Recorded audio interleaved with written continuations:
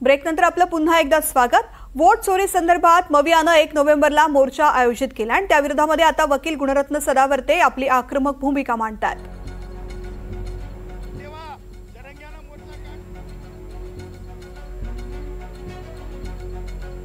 काय झालं अशी विचारणा उच्च न्यायालयाने केलेली आहे।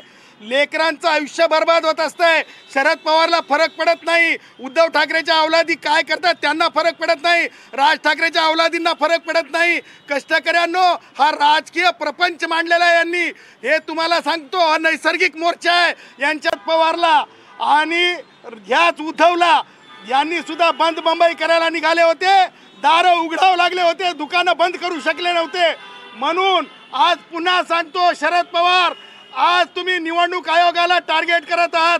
लोकशाहीचा मोठा खांब आहे आणि तुम्ही जर तुमच्यामध्ये खरंच कायदेशीर काही आपुलकी असेल तर तुम्ही चॅलेंज का करत नाही? राज ठाकरेजवळ वकील नाहीत का चॅलेंज करत नाही राज ठाकरे?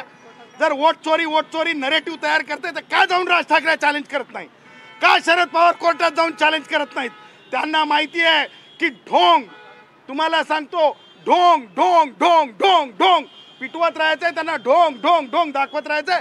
म्हणून हा ढोंग्यांचा मोर्चा आहे। ह्या मोर्चाला लोकांनी पाठ फिरवावी, युवकांनी स्वतःचं आयुष्य बर्बाद करून घेऊ नये। थँक्यू।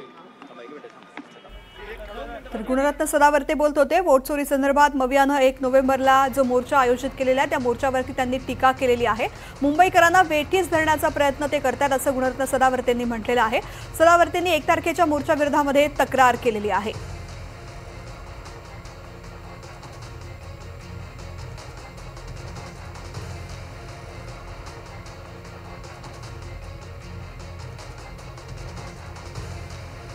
1 तारखेच्या मोर्चाच्या विरोधामध्ये सदावर्ते यांनी तक्रार केलेली आहे।